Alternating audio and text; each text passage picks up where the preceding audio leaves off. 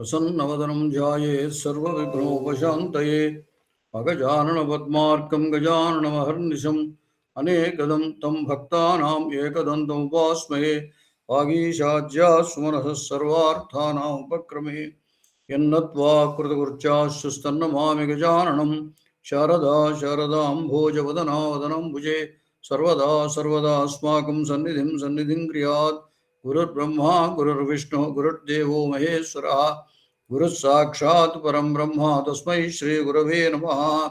ओं नमः पाणिनिकाचार्य पतञ्जलिभ्यः शब्दविद्या सम्प्रदायकर्तृभ्यो वंशऋषिभ्यो महद्भ्यो मुनिभ्यो गुरुभ्यः।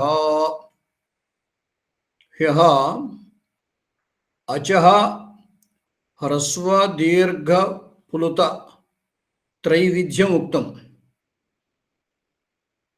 ह्रस्वः दीर्घः प्लुतः तत्र उकारोच्चारण सदृशकालः यस्य अचः सः अच ह्रस्वः, ऊकारोच्चारण कालसदृशः उच्चारणकालः यस्य सः अचु दीर्घः, ऊकारोच्चारणकालः सदृशः कालः यस्य सः अचु प्लुतः इति उक्तम्। अनन्तरम् अचः एवं प्रत्येकं ह्रस्व दीर्घ प्लुतानां प्रत्येकम् उदात्त अनुदात्त स्वरितभेदेन त्रैविध्यं वर्तते इत्युक्तं। नाम ह्रस्वः उदात्तः अनुदात्तः स्वरितः भवति, एवं दीर्घः अपि उदात्तः अनुदात्तः स्वरितः भवति, एवं प्लुतः अपि उदात्तः अनुदात्तः स्वरितः भवति। एवञ्च ह्रस्वस्य त्रयः भेदाः, दीर्घस्य त्रयः भेदाः, प्लुतस्य त्रयः भेदाः आहत्य नवभेदाः जाताः। अनन्तरम् इदानीम् अनुनासिक अननुनासिक भेदेन पुनः द्विधा इति वदति। दर्शयामि।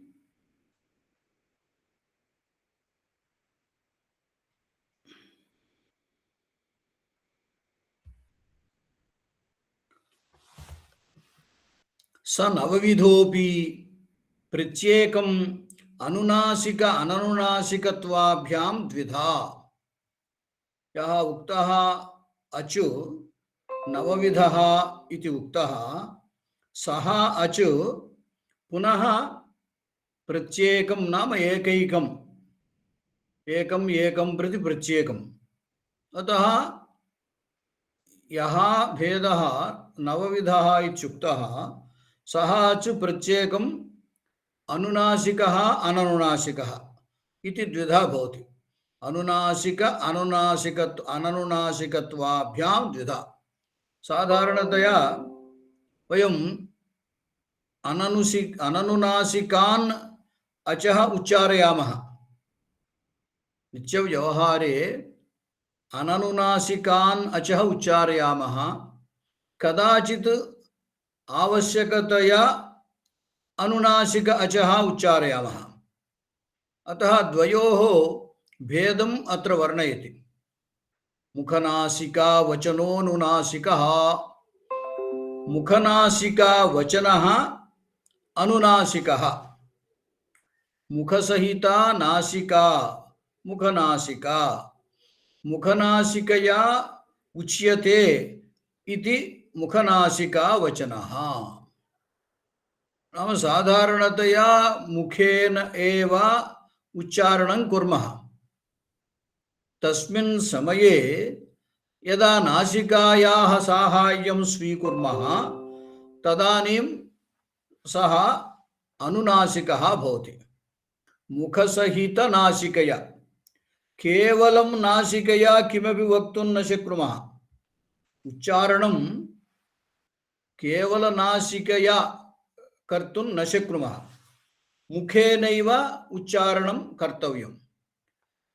नासिका सहित मुखेन मुखनासिका मुखसहिता नासिका मुखनासिका मुखनासिकया उच्चार्यते इति मुखनासिका वचनः नाम यः अच् मुखसहित नासिकया उच्चार्यते सः अच् अनुनासिकः भवति मुखसहित नासिकया उच्चार्यमाणः वर्णः अनुनासिकसंज्ञः स्यात् तदित्थम् इदानीं किमभवत् पूर्वोक्त नवानाम् अचाम् अनुनासिक अननुनासिकत्व भेदः अतः नव अनुनासिक अचः नव अननुनासिक अचः नासिका साहाय्येन उच्चरिताः नव नासिका सहायं विना केवल मुखेन उच्चरिताः नव एवञ्च 18 भेदाः भवन्ति तदित्थम् आ ई उ रु येषां वर्णानां प्रत्येकम् 18 भेदाः एकैकं वर्णं नाम अकारः 18 विधतया वर्तते इकारः 18 उकारस्य 18 भेदाः ऋकारस्य 18 भेदाः एवं रीत्या नाम प्रत्येकं ह्रस्वः षड्विधः दीर्घः षड्विधः प्लुतः षड्विधः अतः अकारस्य 18 भेदाः भवन्ति अत्र दर्शयामि किञ्चित्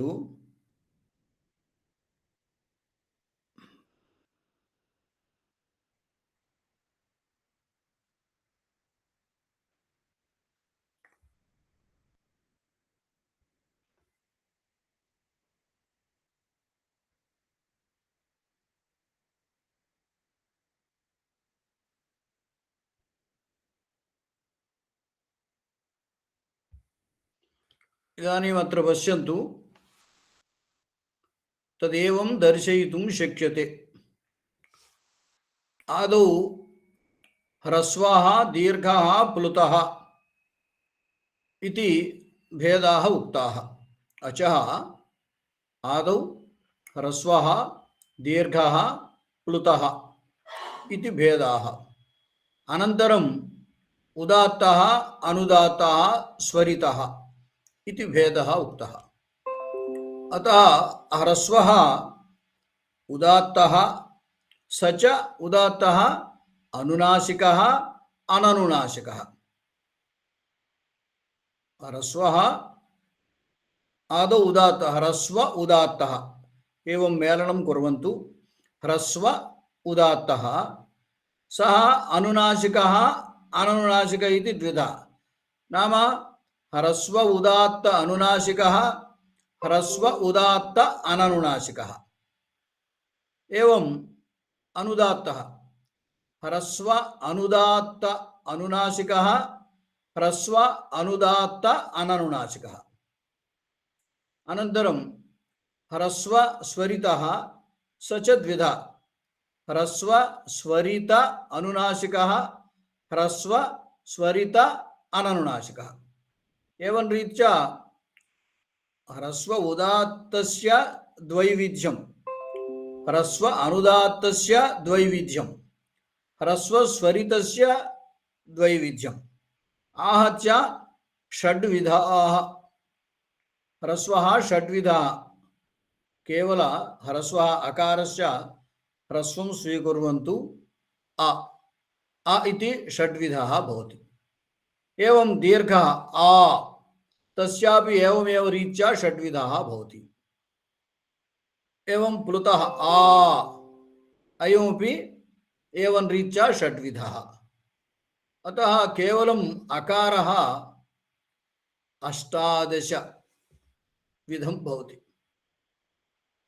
एवं अकारस्य 18 भेदाः तथैव इकारः उकारः ऋकारश्च 18 विधं भवति लुकारस्तु 12 लुकारस्य 12 तस्य दीर्घाभावात् तत्र ह्रस्वः षड्विधः दीर्घः षड्विधः प्लुतः षड्विधः इत्युक्तं खलु एवं स्मरणम् आवश्यकम् ह्रस्वः षड्विधः दीर्घः षड्विधः प्लुतः षड्विधः लुकारस्य दीर्घः नास्ति इत्युक्तम् अतः ह्रस्वः अस्ति प्लुतः अस्ति अतः ह्रस्वः षड्विधः प्लुतः षड्विधः दीर्घस्य षट् न्यूनाः भवन्ति दीर्घः नास्ति लुकारस्य अतः ह्रस्वस्य षट् प्लुतस्य षट् आहत्य 12 लुकाराः भवन्ति अतः लुकारस्य 12 तस्य दीर्घाभावात् इत्युक्तम् एवमेव येषामपि 12 ए ओं ऐ औच् 4 वर्णाः ए ओ ऐ औ एतेषामपि 12 एव भवन्ति नाम एकारः 12 ओकारः 12 ऐकारः 12 औकारः अपि 12 कुतः इति चेत् तेषां ह्रस्वाभावात् ए ओ ऐ औ एतेषां दीर्घाः प्लुताश्च वर्तन्ते परन्तु ह्रस्वः नास्ति संस्कृते ए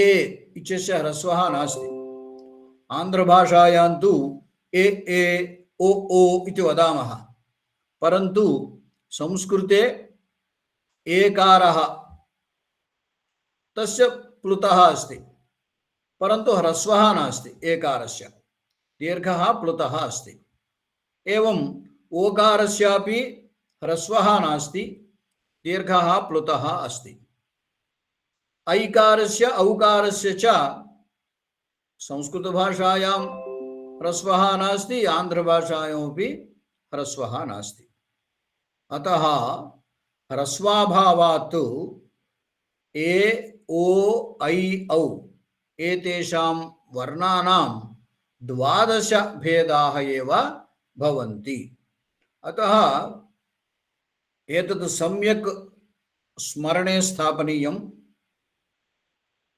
अकार इकार उकार ऋकाराणाम् 18 भेदाः सन्ति ह्रस्वस्य 6 दीर्घस्य 6 प्लुतस्य 6 एवं 18 भेदाः सन्ति लुकारस्य दीर्घाभावात् 12 भेदाः एव सन्ति एवं येषामपि ह्रस्वाभावात् 12 भेदाः एव सन्ति एवं बुद्धौ स्थापनीयम्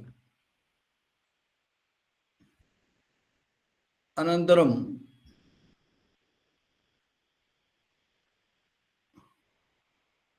अन्यत् दर्शयामि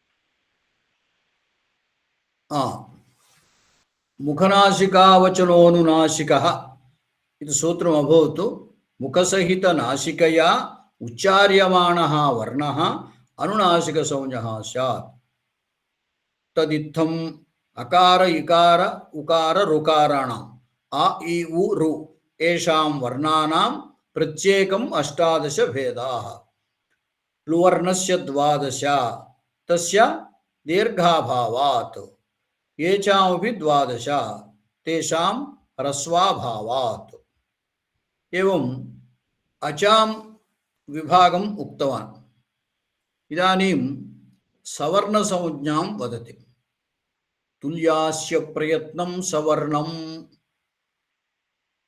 तुल्यास्य प्रयत्नं सवर्णम् इति द्विपदं सूत्रं तत्र अक्षरशः तुल्य आस्य प्रयत्नम् आस्य शब्दस्य स्थानम् इत्यर्थः प्रयत्न शब्दस्य उच्चारण प्रयत्नः इत्यर्थः। यस्य वर्णस्य उत्पत्तिस्थानं प्रयत्नञ्च यस्य अन्यवर्णस्य उत्पत्तिस्थानेन उच्चारण प्रयत्नेन च साम्यं वर्तते, सादृश्यं समानं वर्तते, तयोः वर्णयोः परस्परं सवर्णसंज्ञा भवति इति अस्य सूत्रस्य अर्थः। अत्र आस्य शब्देन साधारणतया आस्यं नाम मुखं। मुखम् इत्यस्य एवं संपूर्णं नेत्र नासिका कर्ण एतेषां समुदायं वदनम् इति मुखमिति वदामः। परम् अत्र मुखशब्देन येन अस्माभिः वर्णाः उच्यन्ते तदेव मुखं, नाम एतदेव मुखं भवति। आस्य शब्देन तत् स्वीक्रियते। आस्ये भवम् आस्यम् इत्येव पुनः आस्य शब्दः मुखं वदति, आस्ये भवं नाम आस्ये विद्यमानं तदपि आस्य शब्देन उच्यते। आस्ये कानि वर्तन्ते इति चेत् आस्ये दृश्यते अस्माकं जिह्वा, दन्ताः, तालु, मूर्धा, आन्ध्रभाषायाम् अंगुडि इति वदामः। एवं तालु, दौड, दौड नाम एतत् न अन्तः विद्यमानः तत् तालु इति। जिह्वा सर्वैः ज्ञायते एव। ओष्ठः एतदपि स्थानमेकम्। अनन्तरं दन्ताः, सर्वेषामपि दन्तशब्देनैव व्यवहारः संस्कृते। वयम् अन्तः विद्यमानं नाम पश्चात् अन्तः विद्यमानान् दन्ताः इति, पुरतः विद्यमानान् अन्यशब्देन पल्लु इति वदामः। परन्तु वस्तुतः संस्कृते सर्वेषामपि नाम दन्ताः इत्येव। अतः अस्माकं वर्णानाम् उत्पत्तिस्थानानि एतानि भवन्ति। तालु, जिह्वा, दन्ताः, ओष्ठं, मूर्धा नाम अंगुडी इति उक्तवान् खलु, मूर्धा, अपि च कण्ठः। साक्षात् कण्ठात् केचन वर्णाः आगच्छन्ति, अतः कण्ठः। एतानि ताल्वादि स्थानानि इति वदन्ति। ताल्वादि, तालु आदि येषां तानि ताल्वादीनि, ताल्वादीनि स्थानानि, ताल्वादि स्थानानि नाम तालु, कण्ठः, जिह्वा, ओष्ठं, दन्ताः, मूर्धा, एते सर्वे अपि उच्चारणाय वर्णोत्पत्ति स्थानानि भवन्ति, एतानि सर्वाणि। अतः अत्र आस्य शब्देन ताल्वादि स्थानम् उच्यते। अनन्तरं प्रयत्नः उपरि वदति, प्रयत्नः द्विधा भवति, आभ्यन्तरयत्नः बाह्ययत्नः इति। अस्माभिः वर्णोच्चारणात् पूर्वम् अन्तः कश्चन प्रयत्नः क्रियते। कुत इति चेत् प्रयत्नं विना वर्णः बहिः न आगच्छति। अतः यः कश्चन प्रयत्नः अन्तः क्रियते, आभ्यन्तरं नाम अन्तः, अतः सः आभ्यन्तरयत्नः इत्युच्यते। वर्णोच्चारणसमये बाह्यं बहिः दृश्यमानः प्रयत्नः बाह्यप्रयत्नः, स च पश्चात् उच्यते इदानीम् अन्ततः नाम आभ्यन्तरे यत् प्रयत्नं क्रियते तत् आभ्यन्तरयत्नम् इति वदामः। अतः प्रतिवर्णस्य उत्पत्तिस्थानं भवति, प्रयत्नं भवति। आभ्यन्तरप्रयत्नम् उत्पत्तिस्थानमपि प्रतिवर्णस्यापि भवति। तत् अनन्तरं वदति। अतः इदानीं सवर्णसंज्ञा कथं भवति इति चेत् एकस्य वर्णस्य उत्पत्तिस्थानेन अन्यवर्णस्य उत्पत्तिस्थानं समानतया भवेत्। एवमेव एकस्य वर्णस्य उच्चारणप्रयत्नम् आभ्यन्तरप्रयत्नम् अन्यवर्णस्य आभ्यन्तरप्रयत्नेन समानं भवेत्। एवं रीत्या ययोः वर्णयोः ताल्वादिस्थानम् आभ्यन्तरप्रयत्नश्च तुल्यं भवतः तयोः वर्णयोः परस्परं सवर्णसंज्ञा भवति इत्यभिप्रायः। तत् एकम् उदाहरणं वदामि। इतः परम् आगच्छन्ति। ककारः वर्तते, तस्मिन् वर्गे गकारः अस्ति। ककार गकारयोः सावर्ण्यं भवति। कुतः इति चेत् ककारस्य कण्ठः स्थानम्। अकुह विसर्जनीयानां कण्ठः इति वदति। कवर्गस्य सर्वस्यापि कण्ठः एव स्थानम्। अतः ककारस्य गकारस्यापि कण्ठः एव स्थानं, नाम स्थानसाम्यम् अस्ति। एवं प्रयत्नं ककारात् मकारपर्यन्तं नाम पंचवर्गेषु ये ये वर्णाः सन्ति ते सर्वे अपि स्पर्शाः इति उच्यन्ते। ककारात् प्रभृति मकारपर्यन्तं नाम का खा गा घा ङा च छ ज झ ञ टा ठा डा ढा ण ता था दा धा न पा फा बा भा म। ककारात् मकारपर्यन्तं ये ये वर्णाः सन्ति ते सर्वेपि स्पर्शाः भवन्ति। स्पर्शानां स्पृष्टं प्रयतनं स्पर्शानाम् इति वदति। आभ्यन्तरयत्नः स्पृष्टप्रयत्नः। अतः ककारस्य गकारस्य च स्पृष्टः एव प्रयत्नम्, एकमेव प्रयत्नम्। एवं रीत्या कंठस्थानसाम्यं स्पृष्टप्रयत्नसाम्यम् अस्ति इति कृत्वा ककारगकारयोः सवर्णसंज्ञा भवति। एवं रीत्या उपरि अस्माभिः परिशीलनं कर्तव्यं भवतु।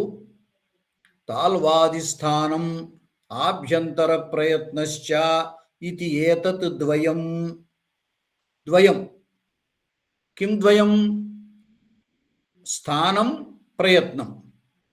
ताल्वादिस्थानम् आभ्यन्तरप्रयत्नः एतद्द्वयं।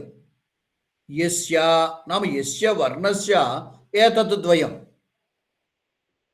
यस्य वर्णस्य एतत् द्वयं नाम ताल्वादिस्थानम् आभ्यन्तरप्रयत्नः एतद्द्वयं। येन यस्य वर्णस्य द्वयेन नाम पुनः ताल्वादिस्थानम् आभ्यन्तरप्रयत्नः एतद्द्वयेन। यस्य वर्णस्य ताल्वादिस्थानम् आभ्यन्तरप्रयत्नः इति एतत् द्वयं। येन इत्युक्ते यस्य वर्णस्य ताल्वादिस्थानम् आभ्यन्तरप्रयत्नम् इति एतत् द्वयेन तुल्यं समानं। तन्मिथः तत् नाम तत् वर्णद्वयं मिथः परस्परं सवर्णसंज्ञौ स्यात्। तयोः वर्णयोः सवर्णसंज्ञा भवति इति तात्पर्यम्। इतः पूर्वमेव उक्तवान् खलु, ककारस्य स्थानं कण्ठः, प्रयत्नं स्पृष्टप्रयत्नं।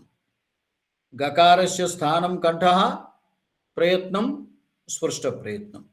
अतः उभयोः स्थानप्रयत्नयोः समानत्वात् ककारगकारयोः सवर्णसंज्ञा भवति इत्येवं रीत्या आलोचनं कर्तव्यम्। अत्र आस्य प्रयत्नम्, आस्यञ्च प्रयत्नश्च आस्य प्रयत्ने इति। आस्यञ्च प्रयत्नश्च प्रयत्नः खलु, अतः आस्य प्रयत्नौ द्वन्द्वसमासः।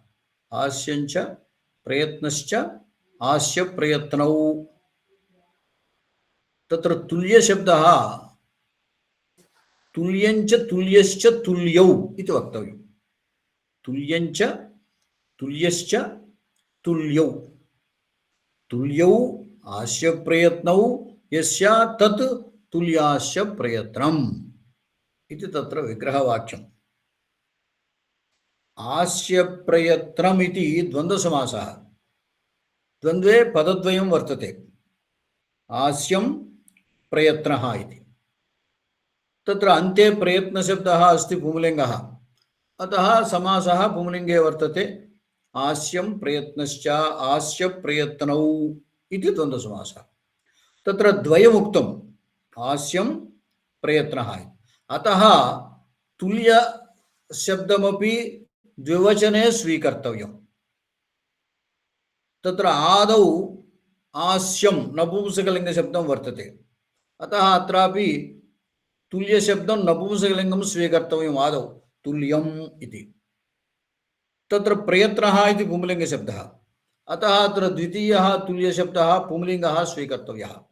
अतः तुल्यं तुल्यः, तुल्यञ्च तुल्यश्च तुल्यौ इति भवति। आस्यञ्च प्रयत्नश्च आस्य प्रयत्नौ भवति।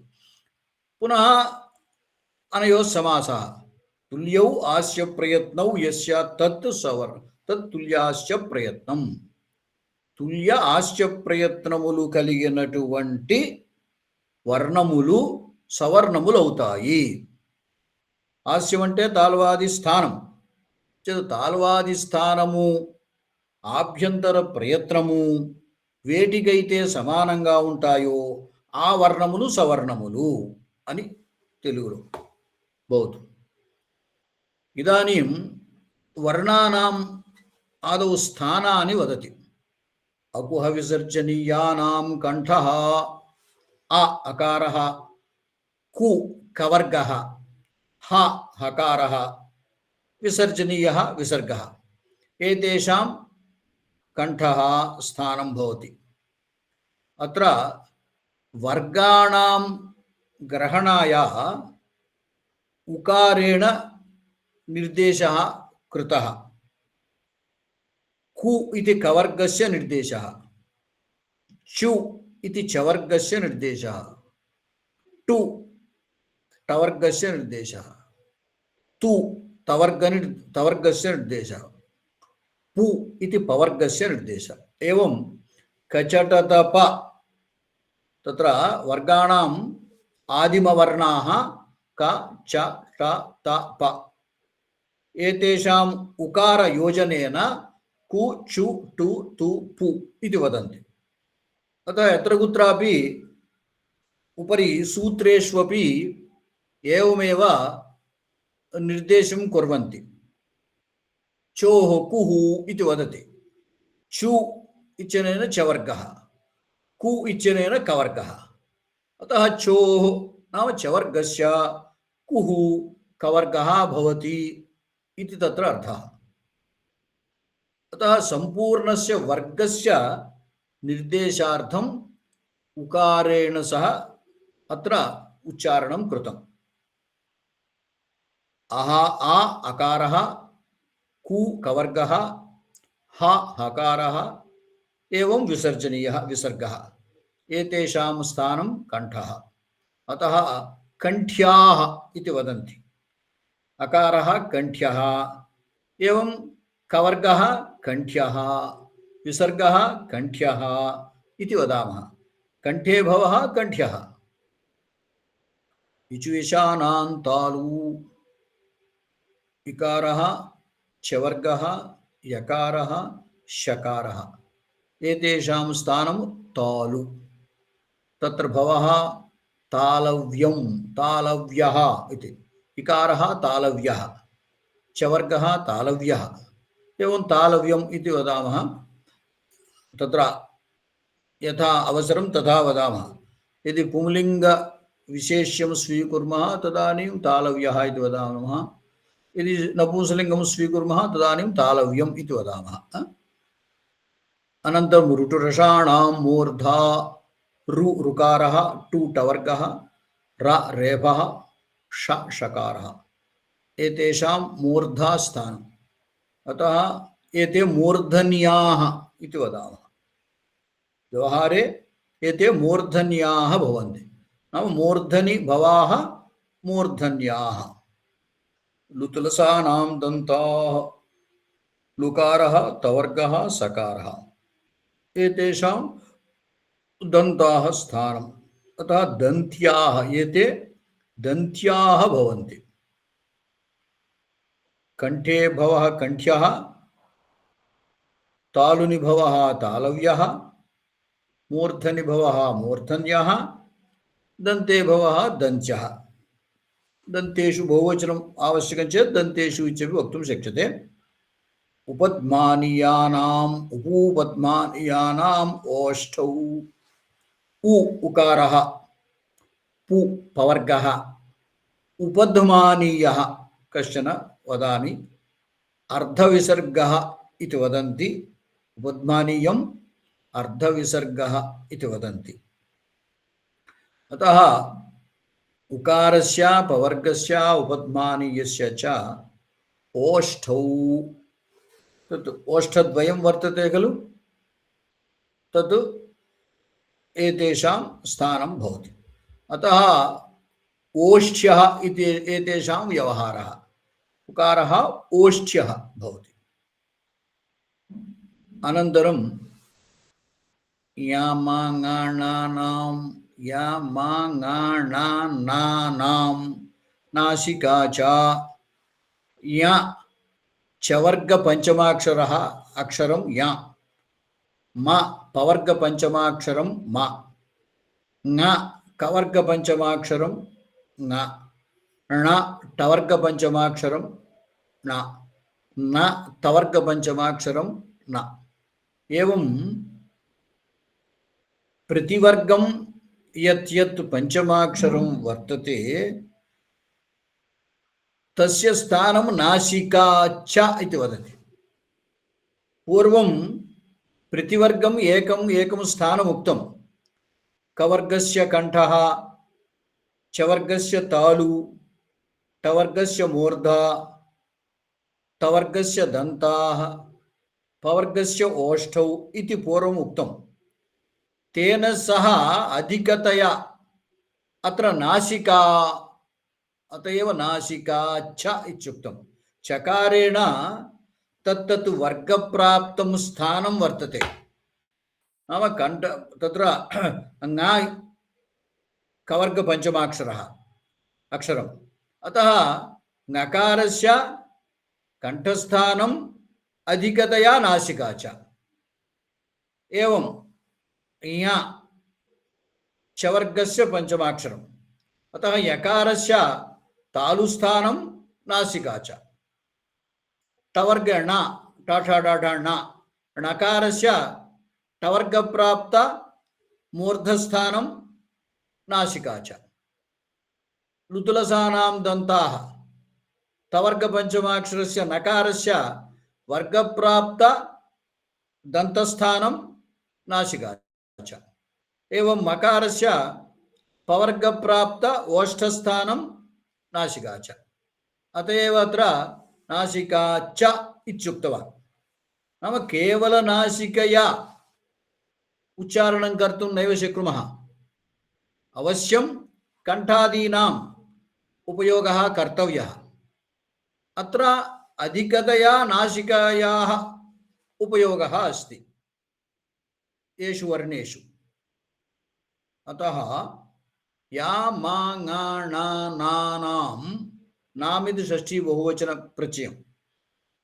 अतः यकार मकार ङकार णकार नकार वर्णानां वर्गप्राप्तस्थानेन सह नासिका अपि भवति इति तात्पर्यम्।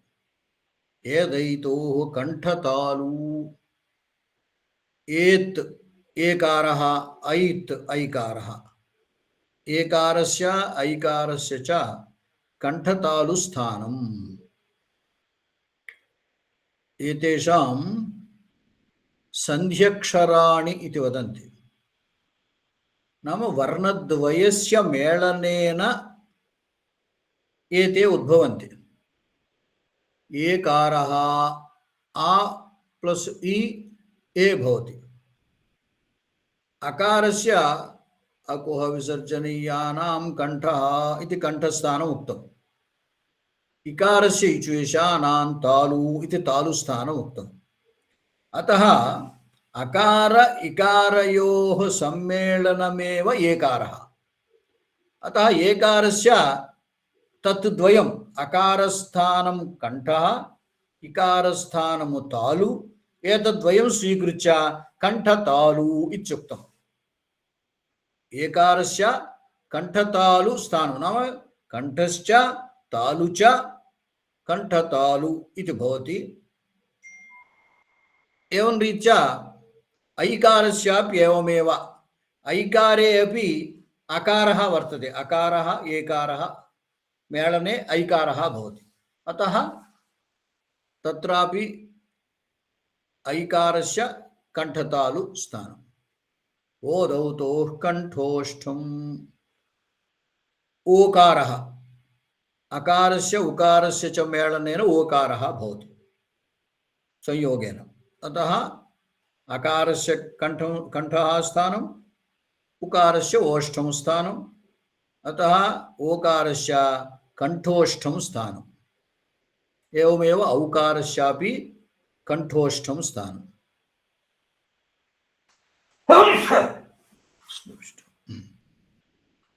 वकारस्य दन्तोष्ठं वा वा इति उच्चारणम् एकवारं परिशीलनं कुर्वन्तु। वा वा इति वदामः। तत्र दन्तः ओष्ठस्य उपरि स्पृशति।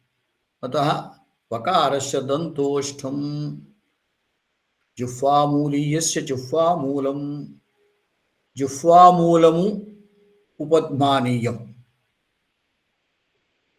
जिह्वा एषा जिह्वा भवति।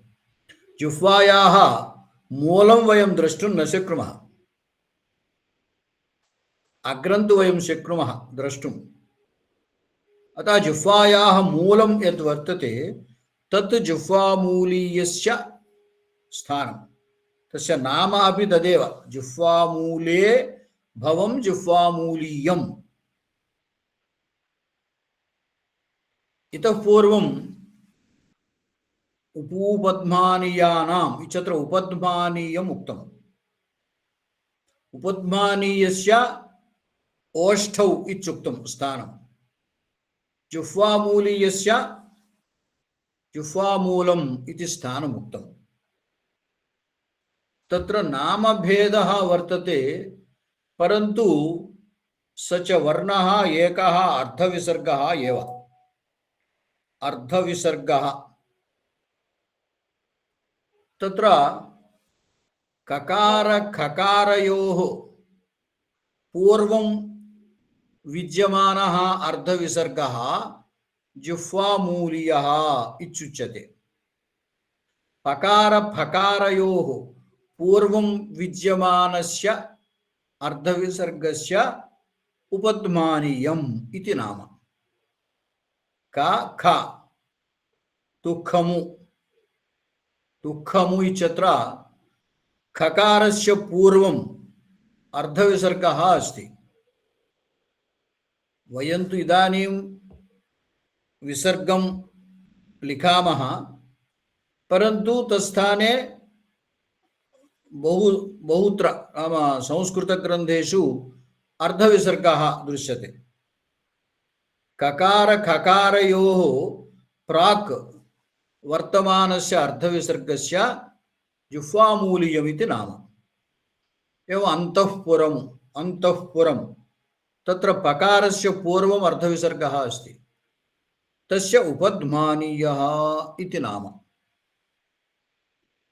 अतः वर्णस्वरूपम् एकमेव, अर्धविसर्गः एव, परन्तु नामभेदः अस्ति। ककार खकारयोः पूर्वं विद्यमानस्य अर्धविसर्गस्य जिह्वामूलीयम् इति नाम, पकार फकारयोः पूर्वं विद्यमानस्य अर्धविसर्गस्य उपध्मानीयम् इति नाम। एवं नासिका अनुस्वारस्य अनुस्वारः संज्ञा संज्ञा सकारस्य उपरि अनुस्वारः वर्तते। आन्ध्रभाषायां वन्दे इत्यत्र वा इति अक्षरानन्तरं पूर्णानुस्वारं लिखामः। आन्ध्रभाषायां सः अनुस्वारः, अनुस्वारस्य नासिकास्थानम्। एवं रीत्या वर्णानां स्थानानि उक्तानि। सवर्णसंज्ञायाः ज्ञानं कथं भवति इति चेत् वर्णानां स्थानानि प्रयत्नाश्च ज्ञातव्याः। अतः आदौ वर्णानां स्थानानि उक्तवान्। इदानीं प्रयतनानि वदति। तत्र प्रयत्न शब्दः पुंलिङ्गः, प्रयतन शब्दः नपुंसकलिङ्गः। प्रयतनम् इति वक्तुं शक्नुमः, नो चेत् प्रयत्नः इति पुंलिङ्गशब्दः भवति।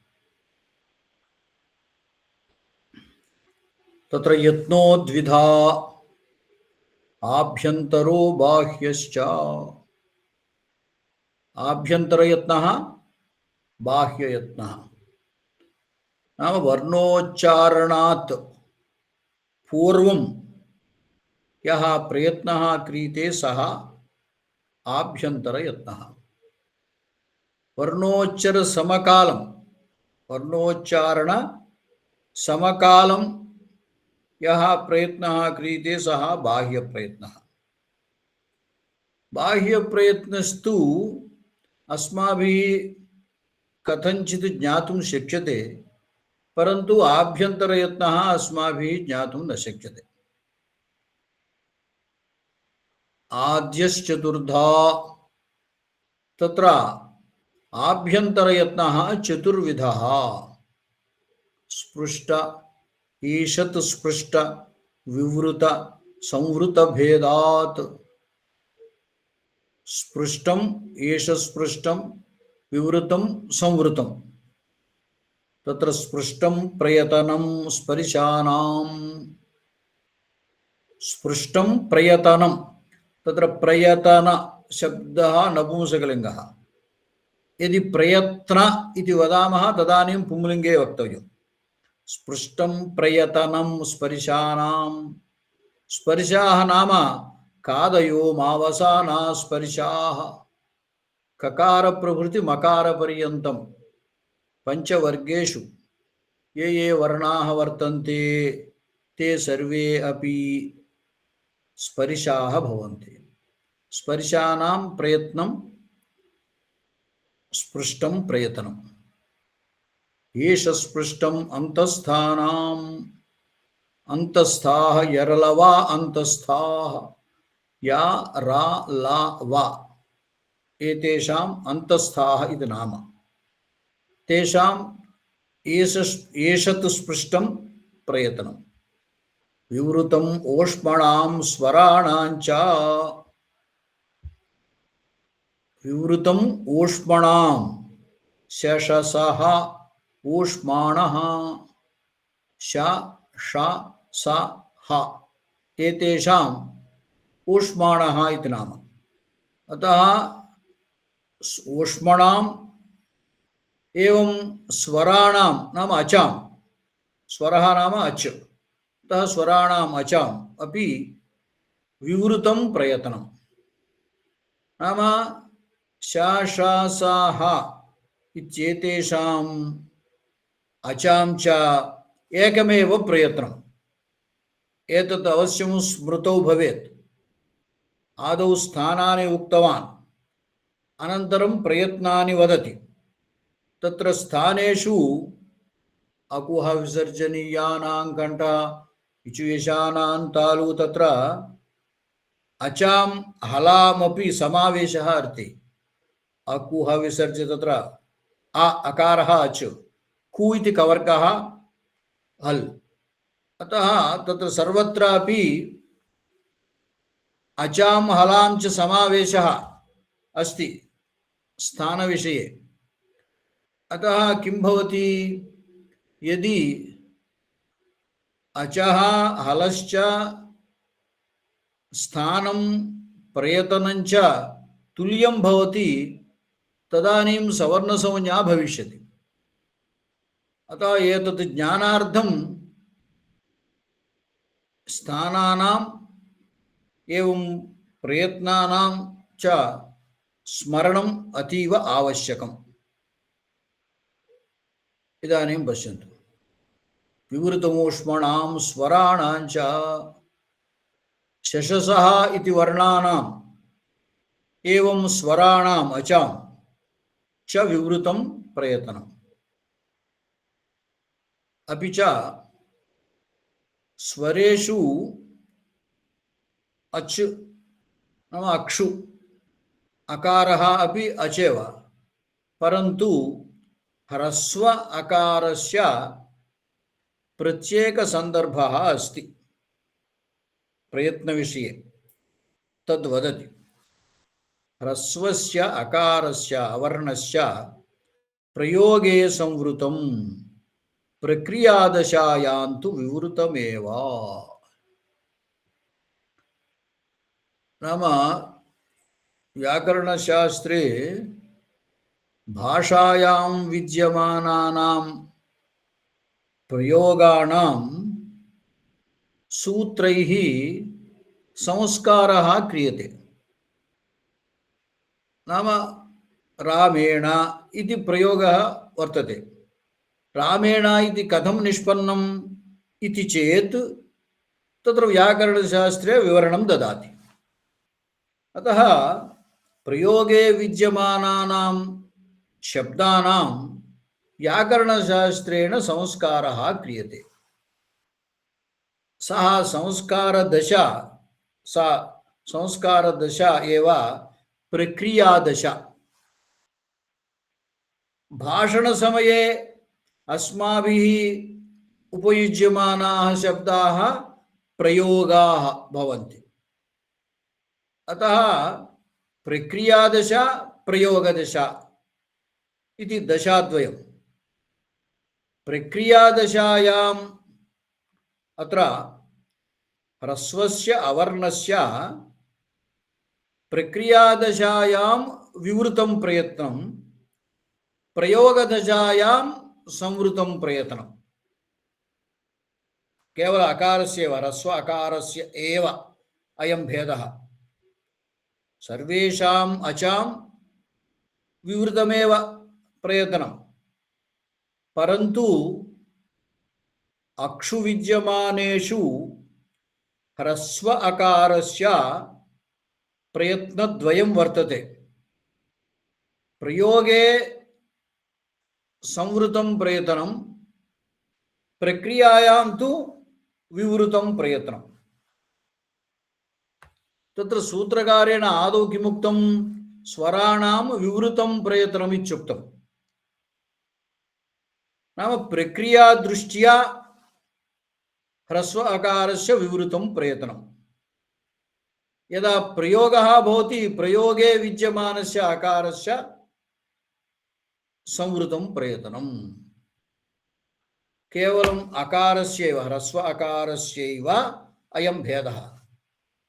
एषः भेदः किमर्थम् आगतः इति चेत् तस्य विवरणं करोति। प्रक्रियादशायां तु विवृतमेव ह्रस्वस्य अवर्णस्य प्रयोगे संवृतं प्रक्रियादशायां तु विवृतमेव एतच्च सूत्रकारेण ज्ञापितम्। सूत्रकारः स्वयं एवं न उक्तवान्, परन्तु तस्य सूत्र रचनेन सूचितं, तेन सूत्ररचनद्वारा सूचितं। तथा हि तत्सूत्रं किम् इति चेत् वदति आ आ इति सूत्रम्। इदं सूत्रम् अष्टाध्याय्याः अन्तिमं सूत्रम्। अन्तिमं ततः किमपि नास्ति, सम्पूर्णम् अभवत्। अष्टाध्याय्याः अन्तिमं सूत्रम् आ आ इत्युक्तवान्। अत्र किमुक्तं, विवृतमूष्मणां स्वराणां च इत्युक्तं खलु। अतः तत्र प्रथमं विद्यमानः अकारः विवृत अकारः, अनन्तरं विद्यमानः द्वितीयः अकारः संवृत अकारः। अतः तस्य अर्थः कः इति चेत् विवृतम् अकारम् उद्दिश्य संवृतः अकारः अनेन विधीयते, अनेन सूत्रेण उच्यते। विवृतमनूज्य संवृतो अनेन विधीयते। अत्र लिखति इति आ आ इति विवृतम् अनूज्य संवृतः अनेन विधीयते। प्रथम अकारः विवृत अकारः, तम् उद्दिश्य द्वितीयः अकारः संवृत अकारः। अतः विवृत अकारम् उद्दिश्य संवृत अकारः विधीयते अनेन सूत्रेण। एतदनन्तरं किमपि सूत्रं प्रवर्तितुं नास्ति, इदमेव अन्तिमं सूत्रम्। अतः किं भवति, अन्तिमं सूत्रम् अन्ते प्रवर्तते, सर्वमपि अभूत्, प्रक्रिया सर्वमपि समाप्ता। इदानीं प्रयोगाय सन्नद्धः सिद्धः शब्दः। तदानीं किं भवति, प्रक्रियादशायां विद्यमानः विवृत अकारः प्रयोगे संवृतः भवति। कुत इति चेत् अस्य सूत्रस्य कारणात्। इदं सूत्रं किं वदति, विवृत अकारम् उद्दिश्य संवृत अकारः भवति इति वदति। अतः प्रक्रियादशायाम् अकारः विवृतः एव, प्रक्रियायाः समाप्त्यनन्तरं किं भवति, प्रयोगदशा आगच्छति। यदा प्रयोगः भवति तदानीम् अकारः संवृतः इति भवति। अतः ह्रस्वस्य अकारस्यैव अयं भेदः सूत्रे आ आ इत्युक्तम्। इति विवृतमनूज्य संवृतो अनेन विधीयते। अपि च कश्चन विषयः वदति अत्र, अस्य च अष्टाध्यायीं सम्पूर्णां प्रति असिद्धत्वात् शास्त्रदृष्ट्या विवृतत्वम् अस्त्येव। तत्र प्रक्रियादशा प्रयोगदशा इति दशा द्वयमुक्तम्। प्रक्रियादशायां विवृतं, प्रयोगे संवृतम् इत्युक्तम्। कुतः एवम् उक्तः इति चेत् आ इति अष्टाध्यायाः अन्तिमं सूत्रम्। सर्वेषां सूत्राणां प्रवृत्ति अनन्तरमेव आ इति सूत्रं प्रवर्तते, ततः परं किमपि न प्रवर्तते। नाम प्रयोगाय शब्दः सिद्धः भवति, संस्कारः सम्पूर्णः, शास्त्रसंस्कारः सम्पूर्णः, अनन्तरं प्रयोगः। अतः यदा शास्त्रप्रवृत्तिः वर्तते तदा अकारः विवृतमेव। शास्त्रप्रवृत्त्यनन्तरं किमपि नास्ति इति चेत् तदानीम् अन्तिमसूत्रं वर्तते। तत्प्रवर्तनेन संस्कारः सम्पूर्णः भवति। अतः अन्तिमसूत्रं किं वदति? विवृत अकारः संवृत अकारो भवति इति वदति। एतत् अन्ते एव प्रवर्तते, ततः पूर्वं न प्रवर्तते। कुतः इति चेत् तत्रापि सूत्रं वदति। तथा च सूत्रं पूर्वत्र सिद्धम्। इदं सूत्रम् अतीव प्रधानं सूत्रम्। अष्टाध्यायी ग्रन्थस्य सम्पूर्णस्य इदं सूत्रं द्विधा विभागं करोति। एतत् सूत्रम् अष्टमे अध्याये द्वितीयपादे प्रथमं सूत्रं। प्रत्यध्यायं चत्वारः पादाः भवन्ति इत्युक्तं। प्रति अध्यायं नाम प्रथमाध्याये चत्वारः पादाः, एवं द्वितीये तृतीये, एवं रीत्या प्रत्यध्यायं चत्वारः पादाः वर्तन्ते। एवम् अष्टमाध्याये अपि चत्वारः पादाः सन्ति। ततः पूर्वं सप्त अध्यायाः गताः। सप्त अध्यायाः गताः, अनन्तरम् अष्टमः अध्यायः आगतः। तत्र प्रथमपादः सम्पूर्णः, द्वितीयपादस्य प्रथमं सूत्रं पूर्वत्रासिद्धमिति सूत्रम्। अतः एतत् सूत्रात् पूर्वं यावत् ग्रन्थः वर्तते इति चेत् सप्त अध्यायाः सन्ति, एकः पादः अस्ति। एतत् सूत्रम् अष्टम अध्याये द्वितीयपादे प्रथमं सूत्रम्। अतः ततः पूर्वम् एकः पादः गतः। अष्टम्याम् अध्यायाम् अथवा अष्टमे अध्याये प्रथमः पादः अभूत्। ततः पूर्वं सप्त अध्यायाः सन्ति। अतः एतत् सर्वं किमुच्यते इति चेत् सपाद सप्ताध्यायी इति वदन्ति। सपाद, पादेन सहित, नाम अष्टमाध्याय संबंधी एकः पादः वर्तते खलु। अतः सः पादः अपि च सप्त अध्यायाः सन्ति।